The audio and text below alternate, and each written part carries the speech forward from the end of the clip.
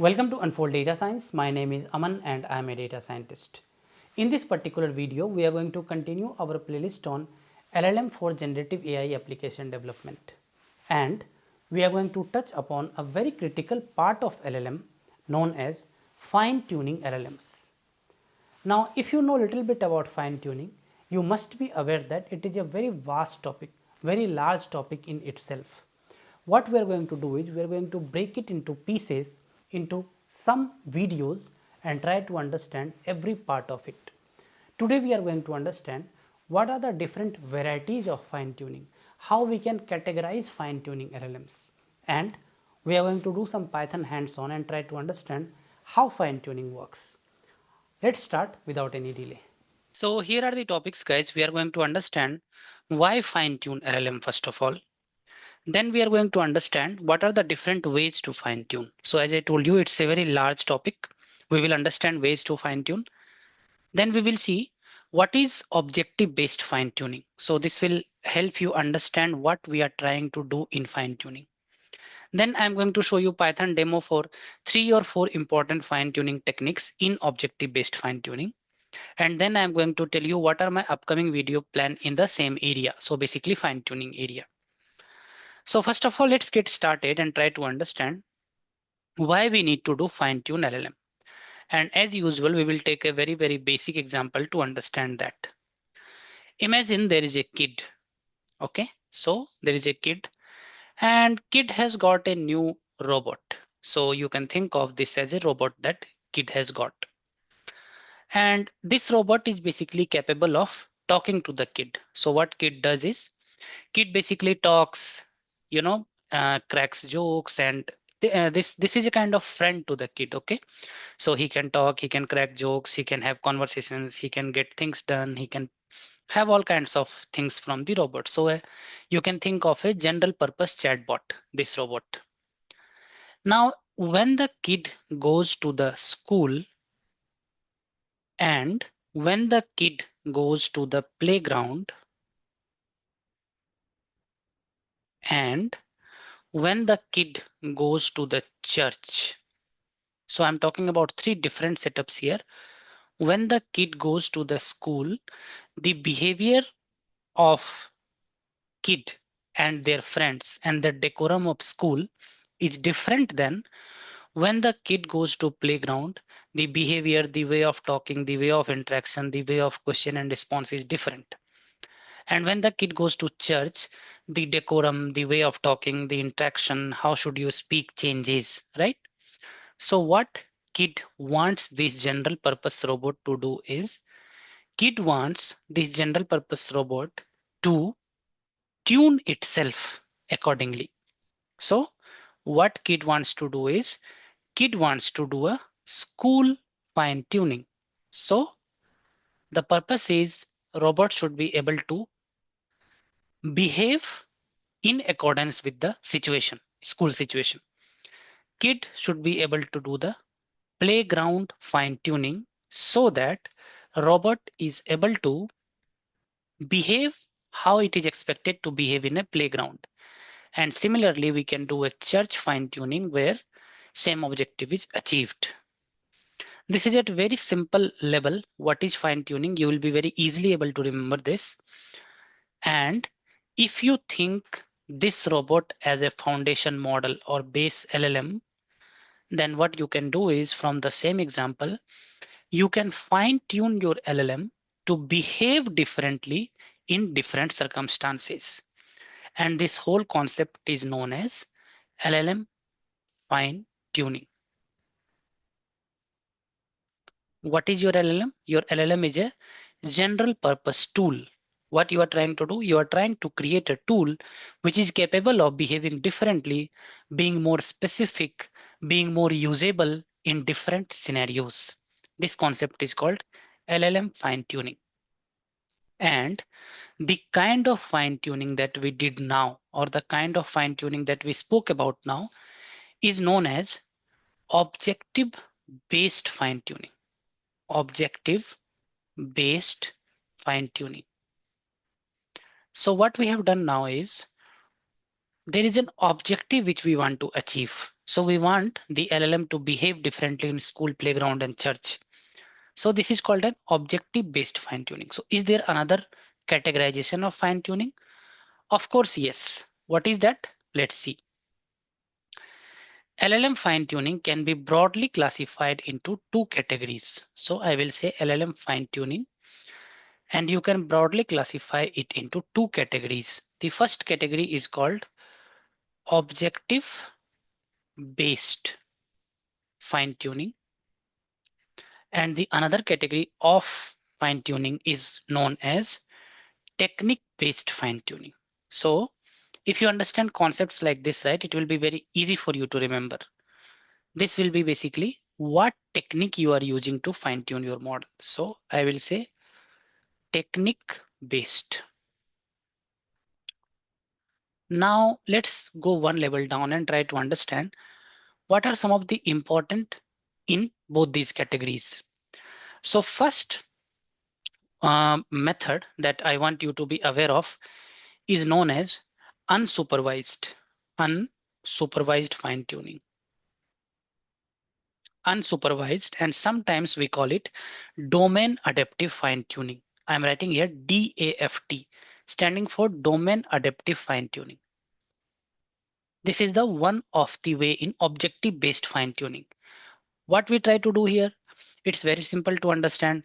There is a common purpose LLM, and suppose I want my LLM to speak the language of a particular domain, for example, a legal domain or finance domain or any other domain, right? What I will do is I will take some data of legal and finance. I will pass the data to LLM, and I will expect the LLM to speak the language of finance or legal or whatever domain. This is called unsupervised or domain specific fine tuning. We will see that in Python, don't worry. Another category in the same is called supervised fine tuning. Supervised fine tuning. What is the use of supervised fine tuning is basically suppose you have a general purpose LLM which can do the sentiment classification. Fine. Now, I run a company which is very niche. For example, you can think of I'm selling some very niche product, maybe a very specific skincare product. I want to understand the sentiment of the people, but the words that will be in the reviews, right? It will be very, very domain specific. For example, collagen, and I don't know what all skin related terms may come. So, what I want to do is I want my model to understand in the context of my domain, this is how a negative sentiment look like, and this is how a positive sentiment look like. So what I will do is I will prepare some data like that. I will give it to LLM and I will fine tune my LLM. That is called supervised fine tuning. This also I'm going to show you now. The third category of fine tuning in this category is called instruction fine tuning. You would have heard of this. Basically, instruction fine tuning. What is the meaning of instruction fine tuning? So there is a general purpose LLM, but I want to train my LLM for some specific tasks. So for example, I will say that, I will prepare a data where I will say that I will show you the data now also, don't worry, but I'm just giving you a high level understanding. I will show a data and say that summarize the paragraph. I will give a paragraph as input and I will give a output as well. Similarly, I will say convert from English to French. I will give an English sentence as input, and in output, I will give a French sentence. So that kind of data I will prepare so that my model can learn when somebody comes and says summarize, then what it has to do. When somebody comes and says convert from English to French, then what it has to do. So basically some instruction with input output pair, that will be my data, and that data I will give to the model. I will fine tune so that next time when the same instruction comes, my model knows what to do. That is instruction fine tuning. One very interesting and next one in this category is known as reinforcement learning with human feedback, RLHF. What we do in this category? In this category, we train a reward model. So you can think of a reward model as a model where some humans are evaluating the LLM response, and they are saying that this is the reward for a reward model basically consumes a data that is evaluation of LLM by humans normally, and then that reward model tells the LLM what is the right response and what is the wrong response. So we will go into deeper this as well. Okay. And multitask fine tuning is another one in this category. So multitask fine tuning, you can think of a LLM which is tuned for multiple tasks. So for example, you can think of a LLM is capable of doing sentiment classification and topic modeling both. So I am training my LLM to do two different tasks. That is multitask fine tuning. So if you pay attention here, all these are objectives, different objectives that we are trying to achieve, and hence they are called objective based fine tuning. Now, what is technique based fine tuning? When I'm going to fine tune my LLM, right, I may have to do a full fine tuning. Full fine tuning means I may have to change all the weights and biases, the trainable parameters basically. That is called full fine tuning, meaning I'm redesigning the entire model in one way. So all the weights, all the trainable parameters I'm changing. That is full fine tuning. Then you would have heard of something known as parameter efficient fine tuning, PEFT. And in the similar umbrella, there would be concepts coming like LoRa, QLoRa, and many other concepts are there in this category. So here what you are doing is you are not doing a full fine tuning. You are not doing a complete model change. Basically, all the parameters change, but you are acting smart and you are um, making good use of resources. You are basically trying to create a balance between the resource consumption and power of LLM. So some of the weight, some of the biases you are changing, not everything. Those are called parameter efficient fine tuning. Not all the parameters you are changing. And there are some things we will see in upcoming videos. Fine. And one more category in this is called prompt or prefix tuning. What is this? Prompt or prefix tuning. So what is this? This is basically you will have a prompt or prefix. So this is a different way of tuning. I will show you when we go there. I don't want to throw a lot of information on you right now. And what we are going to do now is we are going to go and start from objective based fine tuning. We are going to do this one, and this one now today. And based on your interest, whichever you want me to do first, I can do RLHF, multitask fine tuning, or I can do in technique based these. So you have to comment me which one you want me to do first, RLHF multitasking or this category. That we will go and do. But first, if you do these three right, you will understand how fine tuning works and what is that we are trying to achieve in fine tuning. So we will go in Python and try to understand this. But what is that I'm trying to make you understand is data needs. That is very critical in any fine tuning.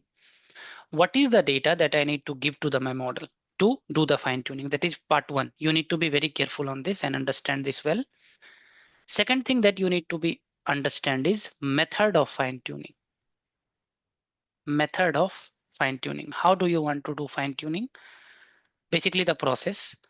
And third is inference from your fine tuned model.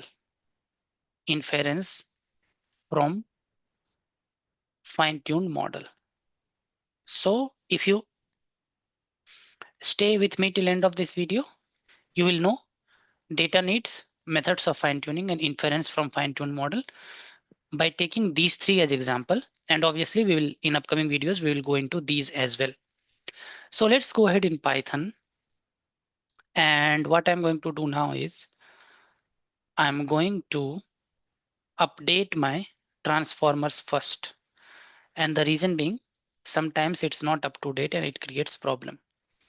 And the first category, what I'm going to do now is unsupervised or daft.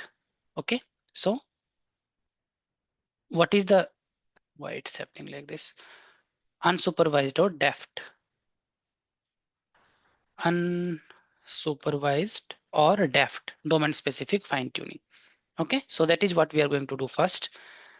As I was telling you in theory, for doing a daft training, what you need is you need some domain specific data. So data can be of just sentences. There is nothing else to be done here. It is most simplest kind of thing. And in the sentences, right, what you are going to do is I'm going to prepare some sentences and I'm going to explain you what is this code, but just pay attention to this. And I'm going to run it in the interest of time so that it keeps running in the background. But let's see what is happening here. First of all, from transformers, I'm importing auto model for masked LM. Why masked LM? Because masked LM is the problem which I'm going to train this model on. I'll explain you forward. Data collector is just for passing the data. Auto tokenizer is what we need from transformers. This sequence classification I'll need later, not now. And these two things are critical, trainer and training arguments. So these are Hugging Face interfaces basically. What you can do is you can simply, in training arguments, you can say how you want to train your model. And in trainer, you can just call your fine tuning. So two things here. In training arguments, you can say how you want to train your model, meaning what should be the batch size, what should be the different parameters, how you want to train the model. And in trainer, you can simply call your training. That's it. After that, if you see, I have some technology related data here. So quantum computing is future of technology, artificial intelligence. So something related to technology. What I'm trying to do, domain adaptive fine tuning. So I want my model to be able to understand these well. And if anything, the model has to predict in the masked LLM setting, right? It can predict that basically. So that is, I'm training a masked LM here. Okay. So this is my training data, some technology data here. What next? I'm preparing my data. I'm preparing my test data set. This is the base model I'm using. If you go and read about this model, right, it is again a BERT based model. As you can see, it is still model of BERT. I'm taking the tokenizer of the model. I'm taking the model itself. In tokenized corpus, basically, I will pass the text and prepare the tokens. So this text, basically, I will pass and prepare the tokens. Once I have token, right, I will start preparing my training arguments. So if you see here, I am preparing my output directory where I will store my model results. Per device train batch means per CPU or per GPU, what is the batch size you want to give. Number of training epochs, how many epochs you want to. Number of logging strategy, whether you want to log the results, no. Save strategy, whether you want to save the model after some interval, no. Report to means whether you want to report it to some tensor board or weights and biases, etc. Right? So I'm not doing that. Simple fine tuning I'm doing. As I was telling you, in training arguments, you will define your parameters, and in trainer, you will simply call the training. So here in trainer, you will give your base model, you will give your arguments, you will give your training data, and this data collector for language model will simply pass your data to for fine tuning. And masked language model true, I am saying because I am training a masked language model task here. What is a masked language model task? I had explained you in my previous videos. If you are watching LLM playlist, you can comment me. Okay. And this training is done now. This training is done because trainer.train has finished.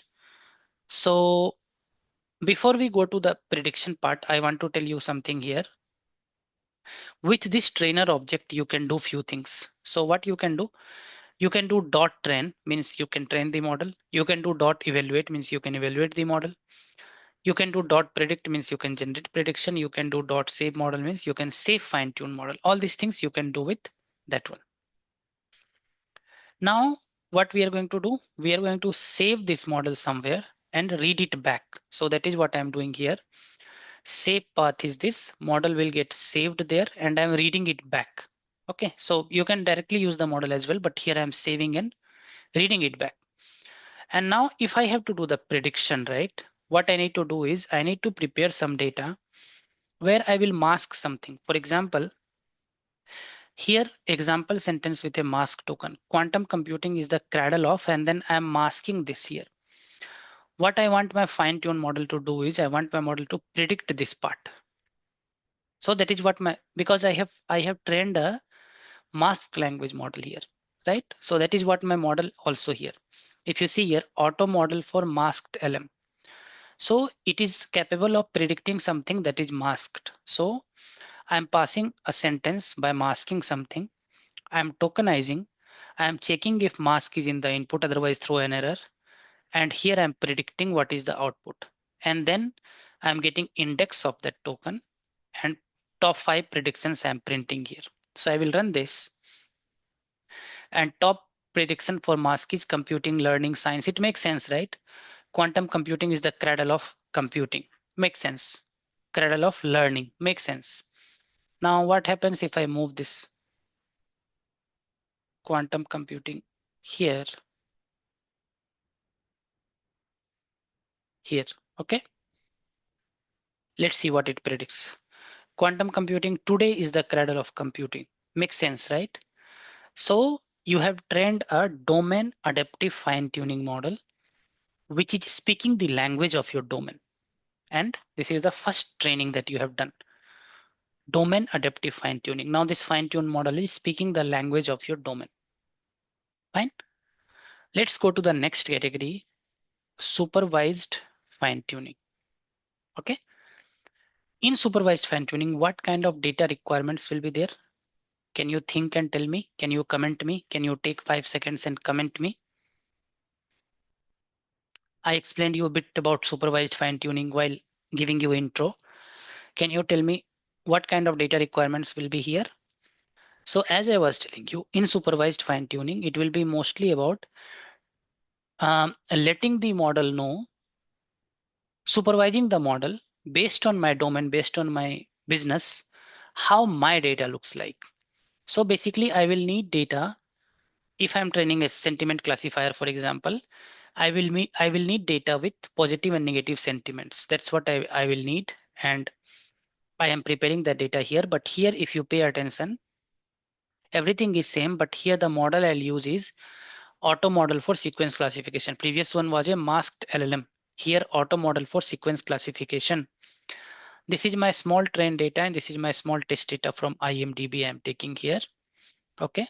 Model I'm taking is Distilbert Bayes uncased. And then the same model previously was using masked LM. Now for sequence classification. All these are variants of BERT. Okay. So model name I'm giving number of levels 2. And if you want to see how my training data looks like, right? So you can see like this. You can see like this IMDb data basically. This is really sad and touching movie. So positive sentiment. If you are a fan of Turkish and Middle Eastern, positive sentiment. Okay, it was risky, negative sentiment. So basically a sentiment data I'm trying to give to the model to understand more of movie domain specific sentiments. Okay, so data I'm preparing, I'm giving, I will fine tune my model on this. This is a normal sequence classifier model. I will fine tune this model on movie data. Okay, let's do that. And the way of training remains same. So you will define your training arguments and you will define your trainer and you will call the trainer. So output directory, I'm saying results per device train batch size 8, per device eval batch size 8, and number of training epochs is 1. We can increase that or decrease that. These three things I explained you before, and then uh, report to none. Pass those arguments and just start the training. Okay, so the training is happening now.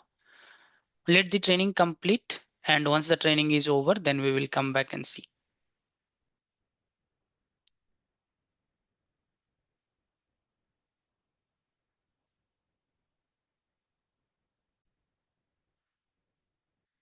So now this training is finished. What we are going to do is we are going to make some prediction now. And we have fine tuned for sentiment classification, right? So prediction also we are going to do on that kind of data only. Only thing is how do we do the prediction? So I'm going to put some data here for testing purpose and do the prediction. Let me take some data and let's see how the model is behaving on movie reviews data basically, because we have fine trend on that, right? So as you can see, I have taken data set as the movie was great. And in my training data, if you remember, the good sentiment is 1. The movie was so frustrating is bad sentiment 0. So good sentiment is 1 and bad is 0. So that is what I expect. Then tokenizing, removing text from the column, and then the prediction. So let's see what is the prediction. Prediction is 1. And let's say the movie was bad. I'm expecting it to be 0. So as you can see, it is 0. So previously model would be doing generic sentiment classification, but now model is doing movie specific sentiment classification. Of course, as you can see, we have taken a small data, we are doing one epoch. You can take a larger data, you can take a different domain data, and you can do a bigger epochs, but the core fundamental concept remains same, and this is called supervised fine tuning.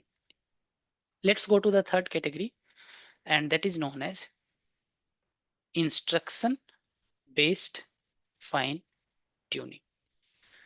So in this category, what happens is you prepare a different kind of data. And what kind of data you prepare, I will show you one example. So here, for example, if I go and say something like this, right? Instruction is translate to French. Input is this, output is this. Instruction is translate to French. Input is this and output is this. One instruction could be summarize in 10 words. And there could be a paragraph here as input and a 10 words as output. Another instruction could be give me two main points. There could be a paragraph here and two main points in the output. So basically what we are teaching to the model is when somebody comes with this instruction, then here are the example inputs and outputs. So you behave accordingly. That's what we are saying to the model. And in this category, the by now you would be noticing that the way of training remains same. So basically I will run this in the background, let it keep running. So this is my data. From the data I'm taking this, and this time I'm taking this model. Now you have to tell me one thing here, where I'm using encoder model and where I'm using decoder model. So that's a question for you. You have to comment me, and why I'm using encoder model, why I'm using decoder model. So previously I have kept it three variants. If you pay attention here, I have knowingly put here three variants. So first what we trained is a masked language model. Second, what we trained is a sentence model. So if you see here, sequence classification. And third, what I'm going to train now is a causal LLM. So you have to tell me in comment why I'm doing this, for what purpose, and how it will change in terms of prediction or inference. So this is what model first of all. If I'm using a causal LLM, then this is causal LM language model. Then this is what model, encoder only or decoder only, that you have to tell me. So other things, I'm taking tokenizer model, padding. I'm preparing a function which will take my prompt and which will format it basically. So this is my complete thing, right? So from here, instruction will be taken out, input will be taken out, and output will be taken out. This is what this function will do. Example instruction, example input, and example output. So instruction, input, output, three things you are taking out, and you are preparing your tokens. You prepared your tokens, and then what you're doing, the same usual suspects here, training arguments, output directory, this. Here I am running 5 epochs if you see. And trainer, you give your model, you give your arguments. Remember, this will always remain same, okay? You give your model, you give your arguments, you give your train data, if needed, evaluation data like we give previously, and then how you pass the data. And here, MLM, okay? MLM I'm training here. MLM, masked language model, is false here. Okay, because masked language model is not something we are training here. So this is the model we are using, and then let's go ahead and try to see how we can store the model and pull it back. The usual way of doing it, the reason being I want you to be aware of this. So usual way of, you can save it and you can pull it back. Now I have model and now I have tokenizer both. What I can do, I can use it to make a prediction. Let's do that, and let's prepare a prompt first of all. So here, this is my prompt. Prompt is what? prompt is instruction, translate to French, input, where is train station, response blank. I am taking inputs, preparing tensors, passing it to model.generate and decoding it basically and printing the response. So if you see here, the output should be the French of where is train station. That is what is the expected output. And if the output is not that, so as you can see, output is not that. Output is bonjour. Bonjour means basically hello. So output is not that. Good morning, bonjour, hello. Bonjour is definitely not where is train station. In this scenario, what we need to do, we need to have some rich data. This is a very poor data. This is not a rich data. This is first. Second is we need to have a more number of epochs. And then we can try a few more things, which we will see later. I mean, basically improving your model here. So million things we can do, right? But you got the idea, right? You got the idea what kind of data we need to get the instruction fine tuning, how we do the fine tuning, how we generate the output. So if you are liking my content, guys, and if you don't drop a comment that tells me you're not liking my content, so even if you don't have a question, you just drop a comment, say that I'm liking the video. That is really motivating for me. What you learned today is basically three things. One is what is fine tuning, okay? How fine tuning works, what are the different categorization of fine tuning, and in unsupervised daft supervised fine tuning and instruction fine tuning, what is the data needs, what is the method of fine tuning, and how do we do the inference. Now, as I told you, you drop me a comment, you are interested in RLHF, multitask, full fine tuning, PEFT loader, Q loader, etc. And we will go one by one on those topics as well. As always, guys, please give me a thumbs up and I will share the notebook with you, and see you all in the next video. Wherever you are, stay safe and take care.